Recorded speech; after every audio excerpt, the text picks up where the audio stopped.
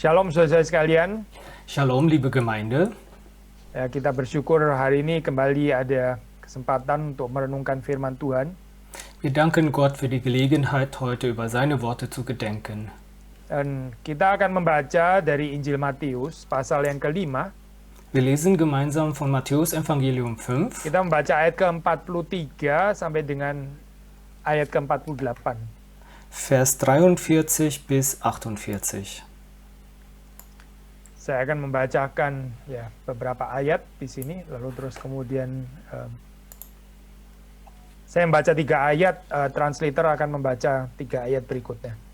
Ich lese 3 Verse und die Übersetzung 3 Verse.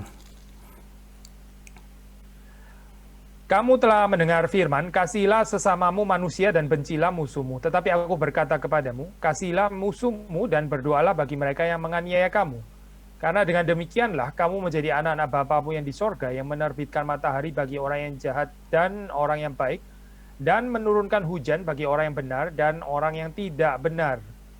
Denn wenn ihr die liebt, die euch lieben, was habt ihr für einen Lohn? Tun nicht die Zöllner dasselbe? Und wenn ihr nur eure Brüder grüßt, was tut ihr Besonderes? Tun nicht auch die Heiden ebenso? Darum sollt ihr vollkommen sein, gleich wie euer himmlischer Vater vollkommen ist. Mari kita masuk dalam doa. Lass uns beten. Tuhan berkatilah perenungan pada hari ini. Herr, segne die heutige Andacht. Beri kepada kami kerendahan hati untuk bisa menerima firman-Mu. Gib uns Demut, um deine Worte zu empfangen. Dan kami boleh percaya dan dengan anugerah Tuhan kami boleh menaatinya. Und dass wir glauben und in deiner Gnade das auch gehorchen. Kami berdoa supaya Tuhan memberkati baik hamba-Mu yang menguraikan dan juga Ignacio, saudara Thomas juga yang menerjemahkan. Segne deinen Knecht bei der Auslegung und für die Übersetzung. Di dalam nama Tuhan Yesus Kristus kami berdoa. Im Namen Jesu Christi beten wir. Amin. Amen. Nah, saudara, ayat ini kalau saudara membaca itu sebetulnya ada kaitannya dengan Imamat 19 ayat 18 ya. Imamat 19 ayat 18. Wenn man das liest, sehen wir, dass da eine Verbindung gibt zu 3. Mose 19, Vers 18. Levitikus 19, 18. 19. And we read verse 18 deh. Saya membaca, janganlah engkau menuntut balas dan janganlah menaruh dendam terhadap orang-orang sebangsamu. Melainkan kasihilah sesamamu manusia seperti dirimu sendiri. Akulah Tuhan. Du sollst nicht rachgierig sein, noch Zorn halten gegen die Kinder deines Volkes. Du sollst deine Nächsten lieben wie dich selbst, denn ich bin der Herr. Ya, saudara, ini tentu saja waktu saudara membaca di kalimat Tuhan Yesus, kok bisa jadi muncul ada bencilah musuhmu, itu dari mana gitu ya. Wenn man das liest, fragt man sich, warum es im Satz Jesu heißt, man soll den Feind hassen. Karena itu waktu kita membaca bagian ini, kita nggak bisa dengan serta-merta melihat kontrasnya seperti kayak Yesus mempersalahkan tulisan di dalam Levitikus 19, tidak. Also man kann hier nicht sagen, dass Jesus das widerspricht, das in 3. Mose steht, das ist es nicht.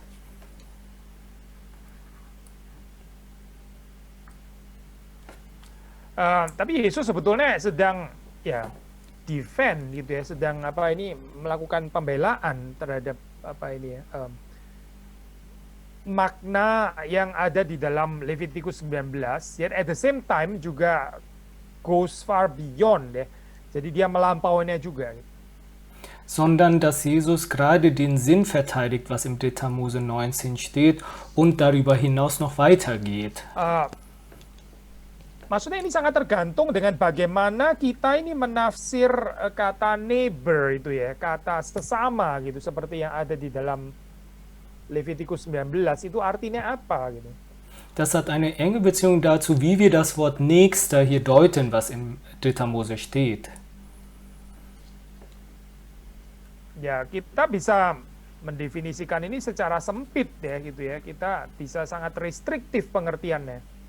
Man kann es sehr eng deuten, sehr restriktiv verstehen. Maksudnya kita bisa melihat, oh jadi yang mesti dikasih itu my neighbor ya. Jadi kalau yang non neighbor, maksudnya outsider, ya jadi nggak perlu mengasihi dong. Also, dass man nur seine Nachbarn liebt und das heißt, die Nicht-Nachbarn muss man also nicht lieben. Dari situ terus kemudian muncul interpretasi populer ini ya, hate your enemy, karena saya nggak obliged untuk mengasihi yang non-neighbors tadi. Und daher kommt diese populäre Interpretation zu sagen, dass man den Feinden hassen kann, weil man keine Verpflichtung hat, die zu lieben, weil sie nicht Nachbarn sind. Saudara, ini persoalan neighbor ini kayaknya memang menjadi isu ya, bahkan saudara membacanya juga di dalam Lukas pasal yang ke-10 gitu. Und das Problem mit Nächster oder Nachbar, es kommt auch nochmal vor in Lukas Nah, di situ ada 10. seorang lawyer ya, seorang ahli Taurat yang terus kemudian ya menanyakan who is my neighbor gitu. Apa sih sebetulnya neighbor? Neighbor saya itu siapa gitu. Da fragt ein Schriftgelehrter, wer mein Nachbar ist. Ya, tentu saja kita tahu kalimat itu diucapkan oleh lawyer ini dengan tidak sincere, tapi seperti Alkitab mengatakan untuk membenarkan dirinya, to justify himself. Wir wissen, dass er die Frage nicht ehrlich gefragt hat, sondern um sich selber rechtfertigen. Tetapi yang kita bisa belajar di sini ya, maksudnya inilah keberdosaan manusia yang mendefinisikan dengan semaunya tetangga atau sesama yang perlu dikasih itu siapa. Aber hier lernen wir, dass gerade das Sündhafte der Menschen versucht, dieses Nachbarn zu deuten, wie sie es selber wollen. Ya, dan disinilah saya apa keindahan atau kepentingan, significance daripada perikop yang kita baca ini. Und gerade hier ist die Wichtigkeit und die Schönheit von dem Teil, was wir gerade gelesen haben.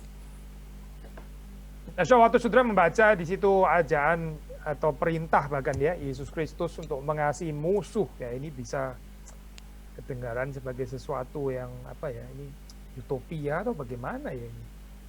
Hier lesen wir die Einladung oder das Gebot Jesu, die Feinde zu lieben. Man fragt, ob das nicht ein bisschen utopisch sei. Tetapi begini saya, kita mesti mengerti firman Tuhan ya, itu bukan berdasarkan sesuatu yang ya kita anggap itu bisa berfungsi secara pragmatik gitu, baru itu benar, bukan demikian. Aber wir können nicht Gottes Wort verstehen in etwas, nur wenn es pragmatisch zu verstehen ist, dass es dann richtig oder wahrhaftig ist. Tetapi firman Tuhan itu dibangun sebagai satu refleksi ya dari karakter Allah sendiri, dan itu yang mau dikejar di sini, yang mau diajarkan di sini. Sondern dass Gottes Wort aufgebaut wurde als Reflexion Gott selbst. Nah, so kalau saya membaca di dalam ini ya, Matius di dalam khotbah di bukit ini kan ada istilah greater righteousness atau better righteousness ya, keagamaan yang lebih baik daripada orang-orang Farisi, atau terjemahan bahasa Inggrisnya pakai istilah better righteousness ya. Und das lesen wir in Matthäus in der Bergpredigt. Hier wird gesprochen über eine höhere Gerechtigkeit oder höhere Religion, bessere Gerechtigkeit. Apa artinya greater atau better righteousness ini? Was bedeutet hier die höhere Gerechtigkeit? Nah, kita bisa membaca kulminasinya di dalam perikop ini ya. Sebelumnya, kalau sudah membaca di dalam bagian-bagian sebelumnya itu ada 6 examples ya, ada contoh-contoh di situ, kasus-kasus gitu yang dibahas, dan ini adalah boleh dibilang summary-nya sebenarnya perikop ini. Und wir lesen hier die Zusammenfassung von denen. In den vorherigen Kapiteln lesen wir 6 Beispiele, die Zusammenfassung in dem Teil ist, was wir gerade gelesen haben. Sekali lagi saya kembali kepada Levitikus 19 tadi ya, yang seolah-olah dengannya Yesus berpolemik seolah-olah. Und zurück zu 3. Mose 19, mit dem Jesu anscheinend eine Polemik hatte. Ya, tadi kita mengatakan ini berkembang interpretasi ini ya, populer di kalangan orang-orang Yahudi ya. Kalau saya hanya perlu mengasihi sesama saya, my neighbor, ya berarti mereka yang nggak belong to my neighbor, ya saya nggak perlu mengasihinya, alias saya boleh membencinya. Und das ist die Wir haben gesagt, das ist die populäre Ansicht der Juden, die gesagt haben, also müssen wir nur unsere Nachbarn lieben und die nicht unsere Nachbarn sind, muss man also nicht lieben, darf man sogar Nah, so hassen. di dalam zaman ini ya, zaman apa itu Yesus itu ada namanya Qumran Community, ini kelompok Qumran. Zu Zeiten Jesu gab es diese Qumran-Community. Ya, mereka ini apa satu apa komunitas yang berusaha untuk hidup radikal ya. Und die haben ein radikales Leben geführt. Dan ya ada kutipan ini ya dari apa aturan rule Qumran yang berbunyi seperti ini ya. Und ein Zitat deren Gesetze lautet, Halo? Ya, dan saudara bisa mendengarkan ini, saya coba kutip di dalam bahasa Inggris ya. To love all the sons of light and to hate all the sons of darkness. Itu aturan apa, rule apa untuk mengasihi anak-anak terang dan bersamaan dengan itu ya membenci anak-anak kegelapan gitu ya. So, saudara bisa melihat di sini ya mungkin saja ini resepsi populer itu juga berasal dari Qumran rule ini ya. also man sieht, dass diese populäre Rezeption auch von diesem Qumran-Gesetz gekommen ist. Ada satu penafsir ini ya, Jörg Jeremias, dia ini penafsir Jerman, dia ya mencoba untuk bikin apa ini namanya ya, semacam parafrase gitu ya, untuk memudahkan kita lebih mengerti. Also ein Theolog, Georg Jeremias, er hat das paraphrasiert, damit wir es besser verstehen können. Ya, jadi dia menerjemahkan seperti ini. Er sagt, oder er übersetzt, You shall love your compatriot, but you need not love your adversary. So, kamu harus ya mengasihi ya inilah apa teman sebangsamu gitu ya, tapi musuhmu ya kamu nggak harus mencintainya. Nggak harus mencintai itu ya berarti ya boleh membenci. Gitu. Nggak harus mencintai itu ya berarti boleh membenci. also nicht zu lieben bedeutet, dass man auch hassen darf, die nicht Landsmänner sind von einem.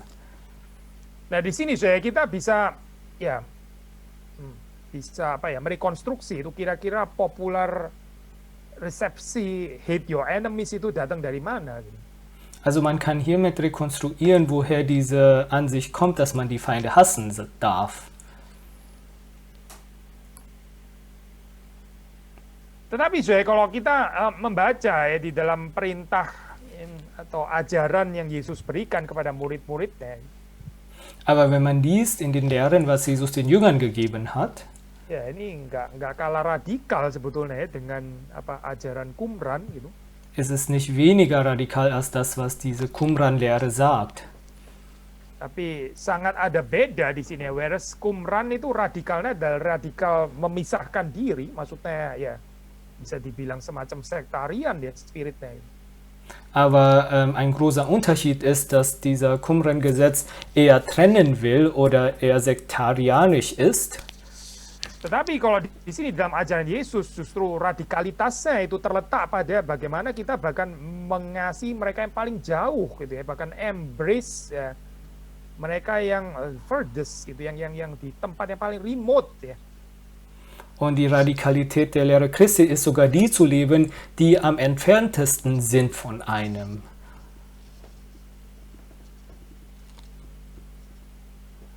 Bukan saja kita ini nggak boleh retaliate ya, bukan saja kita ini nggak boleh membalas atau membalas dendam.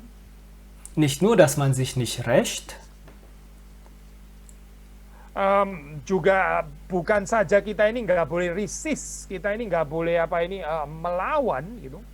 oder dass man keinen Widerstand leistet,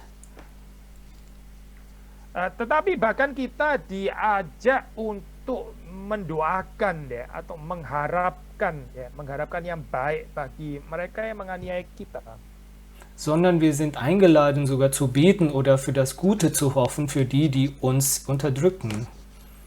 Sekali lagi, apakah ini sesuatu yang livable ya? Ini sesuatu yang bisa terjadi atau tidak sih sebenarnya ajaran Yesus ini? Ist das etwas, was umsetzbar ist im Leben?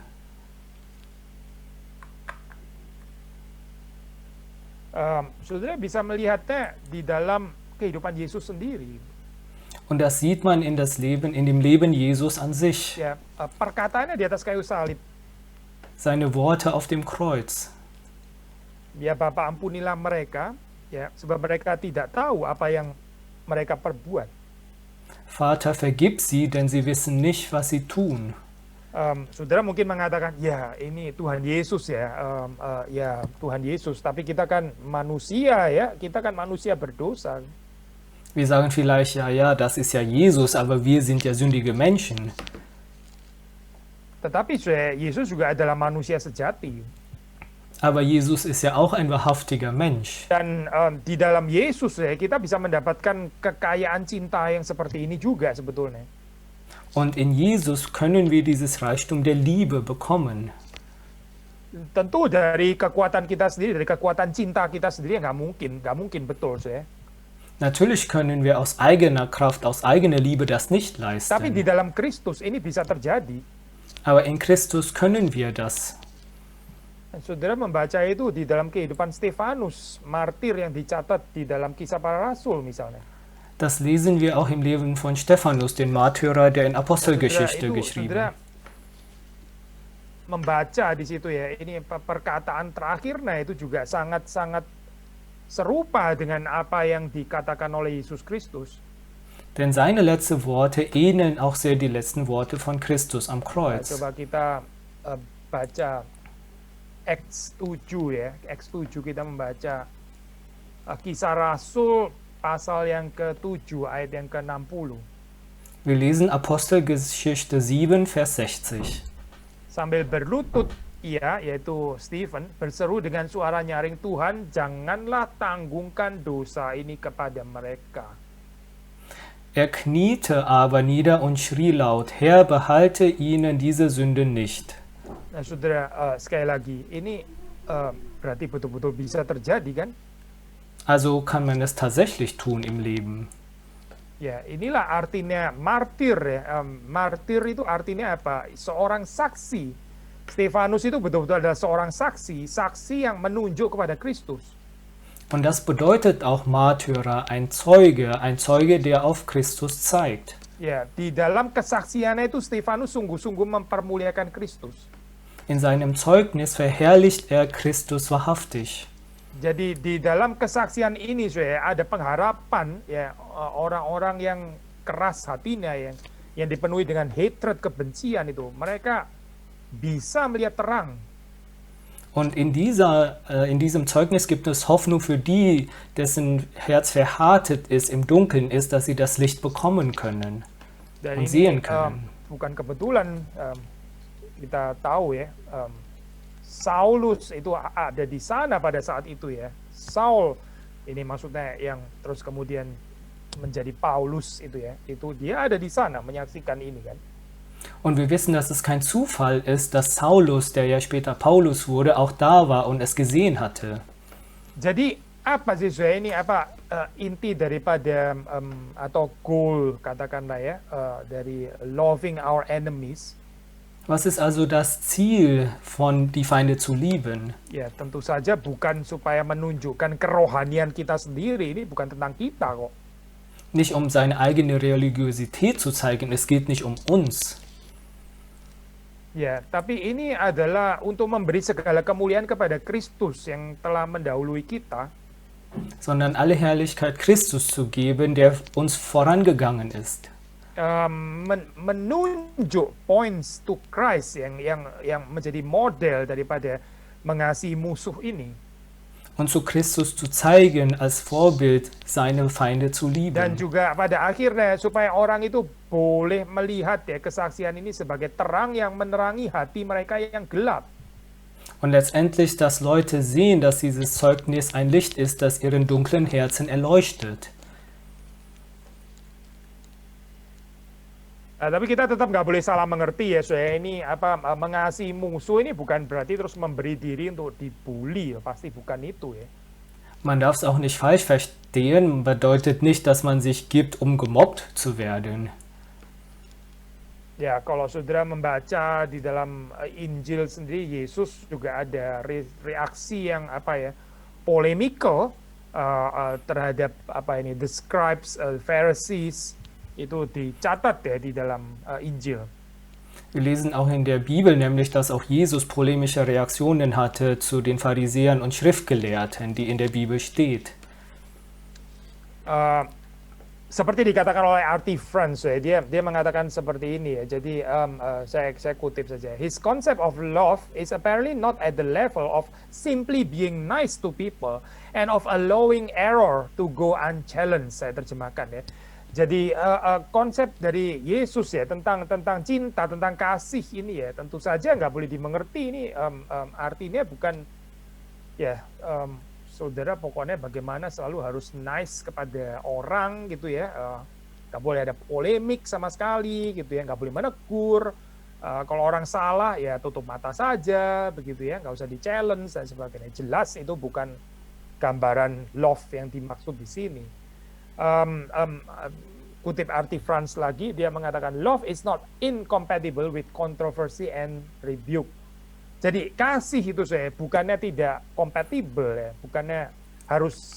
bukannya selalu berbenturan dengan kontroversi dan dengan teguran. Jadi apa kalau begitu ya? Sekali lagi ya, cinta kasih yang dimaksud ini sebetulnya apa sih, mengasihi musuh ini? Was bedeutet es also, die Feinde zu lieben? Cuma yang terakhir aja. Apa kasih? Karena tadi saya cuma terjemahin Inggris ke bahasa Indonesia, cuma kalimat yang terakhir aja. Ya, jadi apa sih artinya sebetulnya mengasihi musuh ini ya? Was bedeutet es also, die Feinde zu lieben? Sekali lagi tadi seperti kita sudah katakan, ini tidak bukan adalah merefleksikan karakter dari Allah sendiri. Und es bedeutet nichts anderes, als Gottes Charakter zu reflektieren. Ya, kalau saudara membaca di dalam ayat yang balik lagi ke ini ya, ayat yang ke 45 ya, di situ dikatakan kita ini adalah anak-anak Bapa kita yang di sorga. Wie wir im Vers 45 lesen, auf dass ihr Kinder eures Vaters im Himmel seid. Dan Bapa kita yang di sorga itu seperti apa? Yaitu dia menerbitkan matahari bagi orang yang jahat dan orang yang baik. Und wie ist unser Vater im Himmel? Er lässt seine Sonne aufgehen über Böse und Gute. Dan menurunkan hujan bagi orang yang benar dan orang yang tidak benar. Und lässt regnen über Gerechte und Ungerechte. Jadi saudara melihat di sini kan ini adalah karakter dari Allah sendiri seperti itu. Wir lesen hier also den Charakter von Gott selbst. Maksudnya sederhana, Tuhan tidak hanya memberikan matahari dan hujan kepada orang baik dan benar saja. Es ist also simpel, dass Gott nicht nur Sonne oder Regen gibt für die, die gut und gerecht sind. Tetapi dia juga memberikannya kepada orang jahat. Berarti dia memberikannya juga kepada musuh-musuhnya. Sondern auch zu den Bösen, das heißt also auch zu seinen Feinden. Maka saudara dan saya, kita yang percaya kepada Allah yang seperti ini, kita diundang untuk hidup seperti dia. Also wir, die an einem solchen Gott glauben, sollen auch so leben wie er. So kita waktu membaca bagian ini kita nggak boleh salah mengerti ya, seolah-olah dengan melakukan demikian baru kita layak disebut atau baru kita dijadikan anak-anak Allah. Bukan itu ya maksudnya ya. Wenn wir es lesen, dürfen wir es natürlich nicht falsch verstehen, dass wir das erst tun müssen, damit wir seine Kinder sein können, dürfen. Tapi bahwa dalam pengertian status ini sudah diberikan terlebih dahulu di dalam Kristus. Maksudnya status anak-anak Allah ini sudah diberikan terlebih dahulu di dalam Kristus. Sondern dass wir diesen Status als Gottes Kinder schon bekommen haben in Christus. Tandanya bahwa ini adalah anak-anak Allah yang sejati, yaitu dia itu dimampukan untuk mengasihi musuh-musuhnya. Und das Kennzeichen, dass wir Gottes Kinder sind, ist, dass wir befähigt sind, unsere Feinde zu lieben. Ya, atau istilah lebih baik itu the mark ya, the mark. Also Ya, Kennzeichen. bukan the sign tapi the mark itu biasanya marks of true Christian gitu. Dan ini comparable saya dengan kalau saudara membaca misalnya di dalam Sabda Bahagia. Und das ist vergleichbar, wenn man das in der Bergpredigt liest oder Seligsprechung. Misalnya pasal 5 ayat ke-9 di situ dikatakan berbahagialah orang yang membawa damai karena mereka akan disebut anak-anak Allah. In Matthäus 5, Vers 9, selig sind die Friedfertigen, denn sie werden Gottes Kinder heißen. Kamu buka aja.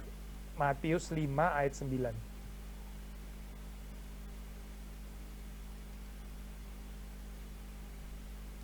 Selig sind die Friedfertigen, denn sie werden Gottes Kinder heißen. Memang ada kata sambung karena gitu ya. Karena mereka akan disebut anak-anak Allah. Hier steht, denn sie werden Gottes Kinder heißen. Ya, tapi kita nggak boleh mengerti, oh ini orang yang berhasil ya di dalam membawa damai, baru mereka boleh disebut anak-anak Allah. Bukan itu saya artinya. Das bedeutet aber nicht erst die, die es geschafft haben, friedfertig zu sein, erst dann können sie Gottes Kinder heißen. Das bedeutet Tapi das nicht. justru pengertiannya adalah karena mereka ini adalah anak-anak Allah, makanya mereka ini seharusnya sudah sepatutnya, sudah selayaknya membawa damai. Sondern weil sie Gottes Kinder sind, sollten sie friedfertig sein. Das ist normal so. Jadi ini adalah agen tanda ya, the mark of anak-anak Allah yang sejati, yaitu menjadi pembawa damai atau peacemaker. Also das ist Erkennungszeichen von Gottes Kinder, dass sie friedfertig sind. Tadi kita mengatakan bahwa perikop ini sebetulnya merupakan summary daripada perikop-perikop sebelumnya. Maksudnya Yesus memberikan 6 kasus di atasnya kalau sudah baca ya. Wir haben auch vorher gesagt, dass dieser Kapitel eine Zusammenfassung ist von den vorherigen Kapiteln, wo es 6 Fallbeispiele Ini ada gab. summary ya, kita bisa mengatakan seperti itu, yaitu waktu kita membaca ayat yang ke 48 ya. Karena itu haruslah kamu sempurna sama seperti Bapamu yang di sorga adalah sempurna. Und die Zusammenfassung der Zusammenfassung lesen wir in Vers 48. Darum sollt ihr vollkommen sein, gleich wie euer himmlischer Vater vollkommen ist. Sekali lagi ya, saya ini kalimat kalimat tesisnya boleh dikatakan seperti itu ya. Ini adalah klimaksnya ada di sana. Also das ist die These, das ist der Klimax von dem, was hier steht. Dan inilah juga sebetulnya arti daripada better righteousness yang sudah dibicarakan sebelumnya. Und das ist auch die Bedeutung von dieser höheren Gerechtigkeit, was vorher besprochen wurde. Yaitu bagaimana kita sebagai orang percaya ini menjadi sempurna ya, sempurna sama seperti Bapa kita yang di sorga yang juga adalah sempurna. Wie wir als Gläubige vollkommen sein können, wie auch unser Vater vollkommen ist. Jadi sekali lagi kita melihat di sini bahwa kehidupan daripada para murid ini seharusnya di-inspired ya, diinspirasi bukan berdasarkan kaidah-kaidah atau norma-norma yang ada di dalam masyarakat atau even Jewish society. Wir sehen wiederum, dass das Leben der Jünger nicht inspiriert sein sollte durch die gesellschaftlichen oder jüdischen Normen zu dieser Zeit, wo sie lebten. Ya, by the Jews, maksudnya di dalam zamannya Yesus waktu itu ya, murid-murid pada zaman itu. Also zu deren Zeit die Normen, die da gelten. Ya, tapi harusnya itu di-inspired oleh karakter Allah sendiri. Sondern inspiriert von Gottes Charakter selbst. Nah, saudara melihat di sepanjang sejarah, bukan cuma di Jewish society ya, tapi ini berulang-ulang terus ya. Bagaimana God-given law itu Taurat atau hukum perintah yang diberikan Allah itu seringkali dimodifikasi demikian rupa ya, sehingga jadi confirm dengan norma-norma masyarakat yang sudah established. Und wir sehen das in der ganzen Lauf der Geschichte, dass es nicht nur im jüdischen Zeitalter ist, dass die Gesetze Gottes verändert wurden, damit es den tagtäglichen Normen der Gesellschaft entspricht. Ya, hati-hati ini juga kita nggak kebal ya saudara, hidup di Eropa waktu kita baca firman Tuhan, waktu kita baca Alkitab, jangan-jangan kita modifikasi juga supaya jadi conform dengan European culture lagi. Auch wir sind davon nicht beschützt. Wir sollten vorsichtig sein, nicht, dass wir, wenn wir die Bibel lesen, das auch so verändern, damit es der europäischen Kultur entspricht.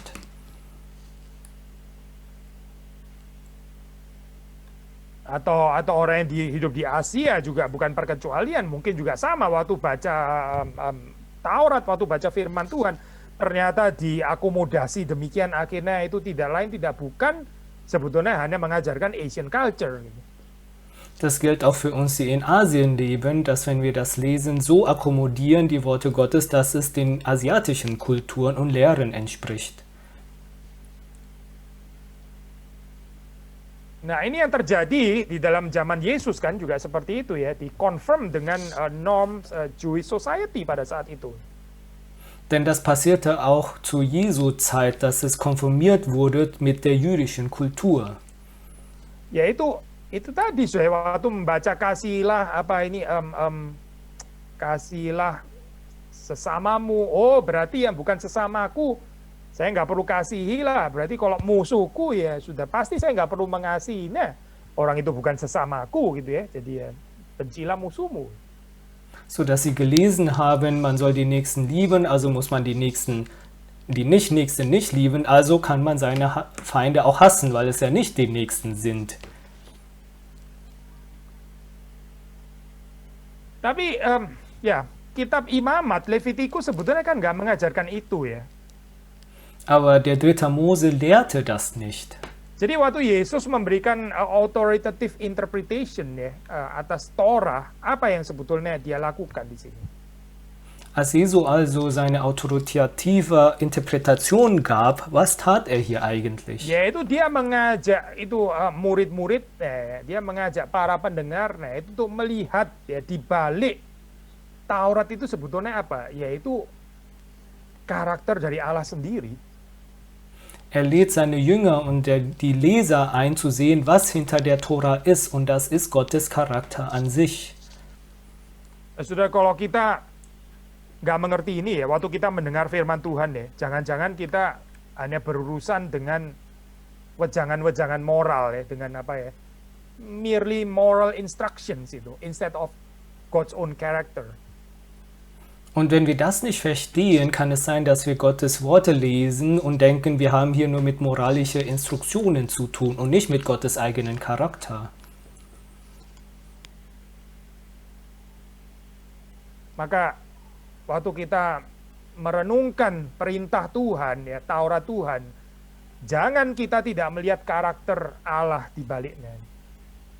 So dass es nicht sein soll, dass wenn wir über Gottes Worte lesen, sollen wir immer über Gottes Charakter auch nachdenken dahinter. Dan ya, God's character yang ditekankan di dalam ayat yang terakhir ini adalah kesempurnaan di sini ya. Und Gottes Charakter, das hier betont wurde, ist die Vollkommenheit. Ini di dalam bahasa Yunani pakai istilah teleios ya, teleios. Auf Griechisch heißt es hier Teleos. Dan ya ini kalau mengambil paralel Hebrew-nya ya, itu Hebrew itu pakai istilah tamim. Und die parallel hebräische Übersetzung ist Tamim. Ya, tamim itu kalau diterjemahkan ini bisa artinya itu complete ya, bisa blameless ya, perfect itu artinya. Und Tamim kann bedeuten komplett, fehlerfrei oder perfekt. Ya, complete. Dan teleos ini saya adalah terjemahan Septuagint ya, terjemahan Septuagint dari kata Hebrew tamim ini. Und Teleos ist eine Septuagine Übersetzung von diesem Wort Tamim auf Jadi Hebräisch. saudara bisa melihat apa ya ini ya, bedeutung spektrum ya gitu ya, range of meanings dari kata ini gitu, perfection, perfect Wir itu sehen apa? damit ein Bedeutungsspektrum von diesem Wort perfekt oder vollkommen, das hier steht. Nah, istilah ini kalau di dalam Perjanjian Baru, saudara bisa membacanya di dalam 1 Korintus pasal 2, ya, pasal 14, Filipi ayat 3. Im Neuen Testament lesen wir dieses Wort auch in 1. Korinther 2 oder Kapitel 14 oder Philipper 3. Ya, Philippians chapter 3 or 1 Corinthians chapter 14 ya. Nah, di situ artinya saya ini again bedo hitung spektrumnya itu seputar spiritual maturity ya, kedewasaan rohani di sini artinya. Und der Bedeutungsspektrum hier ist spirituelle Erwachsensein. Matius sendiri menggunakan istilah yang sama ini ya, teleos. Ini muncul lagi di dalam 19 ayat 21. Nah, kita mau baca bagian ini, saya. 19 ayat 21. Matthäus selbst benutzt dieses in Matthäus 19, Vers 21. Injilnya 19, 21. Kamu terjemahin dulu. Matius pakai ini di dalam 19 ayat 21. Also Matthäus benutzt diesen Satz auch in Matthäus 19, Vers 21. Ya, saudara membaca di Injil Matius di sini ya. Ini kan cerita tentang orang muda yang kaya itu ya. Yang tanya tentang hidup, memperoleh hidup yang kekal. Hier steht da die Geschichte von dem jungen reichen Mann. Er fragt, wie er das ewige Leben erlangen kann. Ini juga ada paralelnya di dalam Lukas ya, di dalam Markus. Hier gibt es auch eine Parallele in Lukas und Markus Evangelium. Nah, saudara membaca dalam ayat ke-21, Yesus di situ mengatakan, berkata kepadanya, jikalau engkau hendak teleios, jikalau engkau hendak sempurna, ya, pergilah jualah segala milikmu dan berikanlah itu kepada orang-orang miskin, maka engkau akan beroleh harta di sorga, kemudian datanglah kemari dan ikutlah aku. Und hier steht Vers 21, Jesus sprach zu ihm, willst du vollkommen sein, willst du Teleos sein, so gehe hin, verkaufe, was du hast und gib es den Armen, so wirst Jadi du apa einen di Schatz sini im Himmel artinya haben. teleos, apa artinya sempurna di sini ya? Also was bedeutet hier Teleos oder Ya, vollkommen? di sini berarti bicara tentang again ya ini better righteousness ya, higher righteousness, better atau higher level of commitment seperti dikatakan Artie France ya. Also hier bedeutet es wiederum diese höhere Gerechtigkeit, die auch Artie Franz gesagt hat, diesen höheren Seperti dikatakan oleh Commitment, Artie France, die auch Artie Franz gesagt hat. yaitu dengan ya ini ya orang kaya ini menjual segala miliknya. Indem dieser reiche Mann alles verkauft hätte. Ya, dan ini kontras ya, kontras dengan ya tanggapan dia ya itu apa waktu dia menjawab di dalam ayat ke-20 sebelumnya kan dia mengatakan oh semua itu ya apa perintah Allah itu telah kuturuti. Semuanya itu telah kuturuti ya, dia bilang seperti itu kan di dalam ayat ke-20. Und das ist ein großer Kontrast zu dem, was er gesagt habe. Das habe ich alles getan, steht hier. Nah inilah saya seringkali sikap manusia ya, dia merasa telah menuruti perintah Allah. Das ist oft das Verhalten der Menschen, zu denken, dass man schon alles getan hat. Ya, dia merasa telah telah berhasil untuk melakukannya. Dass man mit Erfolg schon alles gemacht hat. Bahkan mungkin juga telah sempurna, bahkan ya tanpa mungkin unconsciously gitu mempunyai satu sikap yang seperti itu. Oder unbewusst zu denken, dass man schon vollkommen ist. Nah, ini menarik ya jawaban Yesus kalau saudara membaca di dalam bagian ini ya. Yesus nggak menghina loh, misalnya dengan mengatakan waktu dia bilang semuanya telah kuturuti, mana mungkin kamu sudah menuruti semuanya. Yesus nggak menanggapi seperti itu ya, tidak. Aber Jesu Antwort ist ja auch interessant, denn er erniedrigt nicht. Er sagt nicht, niemals hast du schon alles geschafft. Ya, Yesus juga nggak mengatakan, oh kamu liar, kamu ini pembohong, ya, self-righteous dan sebagainya. Juga nggak muncul saya di sini, tidak loh. Jesus sagt auch nicht, du Lügner, du Selbstgerechter. Das hat Jesus nicht gesagt. Tetapi yang muncul di sini adalah kalimat ini, jikalau engkau hendak sempurna, jikalau engkau hendak sempurna. Sondern er sprach, willst du vollkommen sein? Jadi sederhana ya saya, ini apa yang dinyatakan, yaitu bahwa orang muda yang kaya ini memang belum sempurna. Also was hier gezeigt wird, ist sehr simpel, nämlich dass der reiche junge Mann noch nicht vollkommen ist. Ya, lalu apa itu artinya sempurna di sini ya? Was bedeutet also hier Ya, vollkommen? sekali lagi saya ya melihat ya mengerti, mengenal God's own character. Zu sehen, zu verstehen, zu erkennen Gottes eigene Charakter. Kadang saya waktu kita di dalam kehidupan ini ya, siapa sih di dalam kehidupan ini yang nggak pernah berkorban? Ya, kita sedikit banyak pernah lah saya berkorban gitu. Man denkt sich im Leben, wer hat noch nie Opfer gegeben im Leben? Natürlich hat man sich schon mal geopfert. Ya, kita juga pasti, saya percaya saudara pasti juga pernah mencintai. Masa nggak pernah mencintai sama sekali sih? Pasti pernah dong. Und ich bin mir sehr sicher, dass wir auch schon geliebt haben. Natürlich hat man andere geliebt. Tapi begini loh saya, di dalam pengorbanan kita, di dalam cinta kita, ya itu kita seringkali merasa cukup gitu. Aber in unserer Opferung und in unserer Liebe denken wir oft, dass es ausreichend war. Padahal waktu kita diperhadapkan dengan tuntutan hukum Allah ya, kita sebenarnya belum mengerti itu apa artinya kasih Allah yang sesungguhnya. Aber wenn wir die Forderung Gottes Gesetze bevorstehen, erkennen wir, dass wir es noch gar nicht verstanden haben, was es wahrhaftig ist. Kita ini sulit sekali saya mengasihi orang yang melukai kita misalnya ya.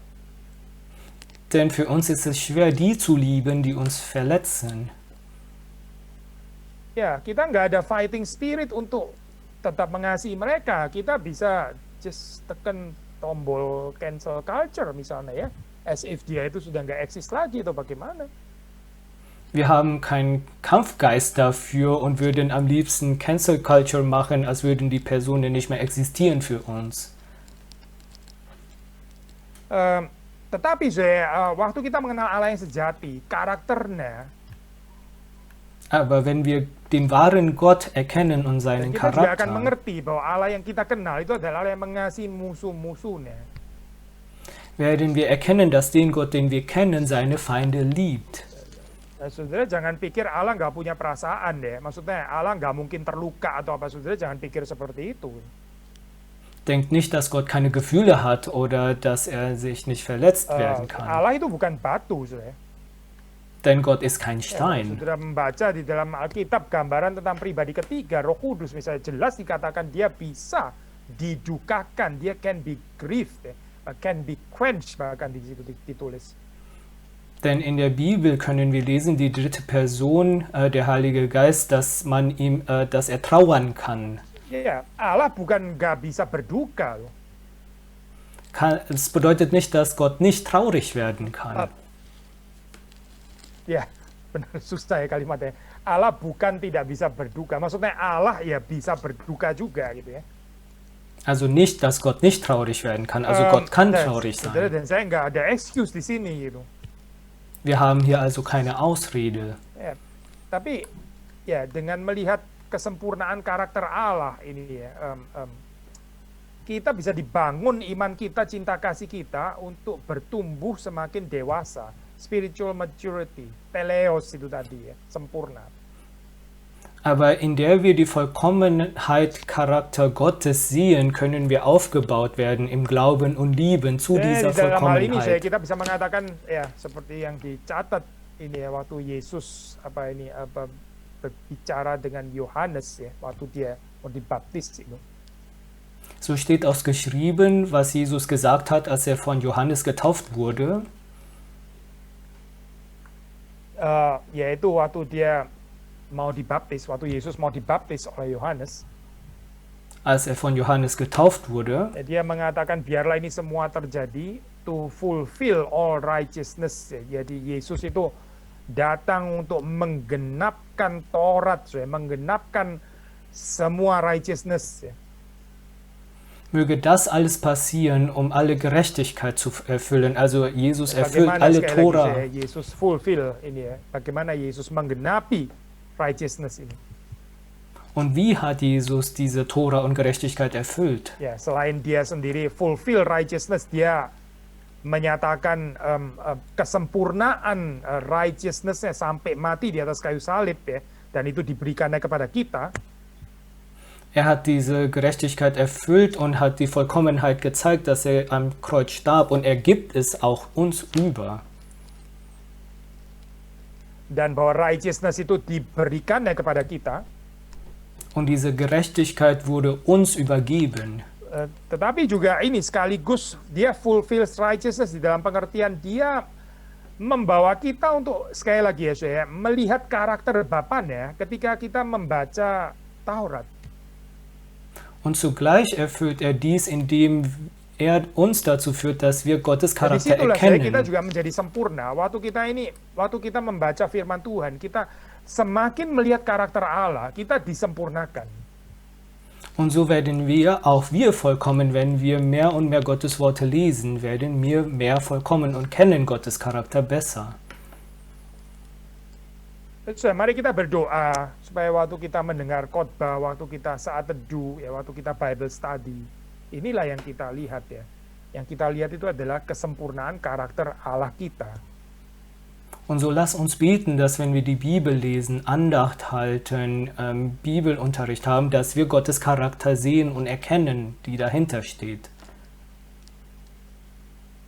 Semakin kita mengenal Allah yang karakternya sempurna itu, semakin kehidupan kita ini diubahkan, ditransformasi, disempurnakan. Je mehr wir Gottes vollkommenen Charakter erkennen, je mehr wird unser Leben verändert Kiranya Tuhan zum Vollkommenen. berbelas kasihan kepada kita semua. Möge Gott sich über uns erbarmen. Mari kita masuk dalam doa, minta Saudara Ignacio untuk menutup di dalam doa. Ich bete für uns. Unser Vater im Himmel, wir danken dir, Herr, für die heutige Auslegung, für die heutige Andacht. Wir danken dir, Herr, dass du uns einlädst zu sehen, Herr, so viele Mankos wiederum in unserem Leben, dass wir oft deine Worte so verändern, Herr, um unseren eigenen Gedanken zu folgen. Wir bitten, Herr, dass du uns da vergibst, dass du uns hilfst, Herr, deinen wahren Charakter zu erkennen, in allem, das wir tun, indem wir deine Worte lesen, indem wir zu dir beten, indem wir über deine Worte studieren, Herr. Und so wollen wir bitten, Herr, dass du auch uns ermöglicht, mehr und mehr vollkommen zu sein, indem wir erkennen, Herr, dass was wir tun nicht genug ist. Und so wollen wir jeden von uns in deinen Händen legen. Im Namen Jesu Christi beten wir dich an. Amen.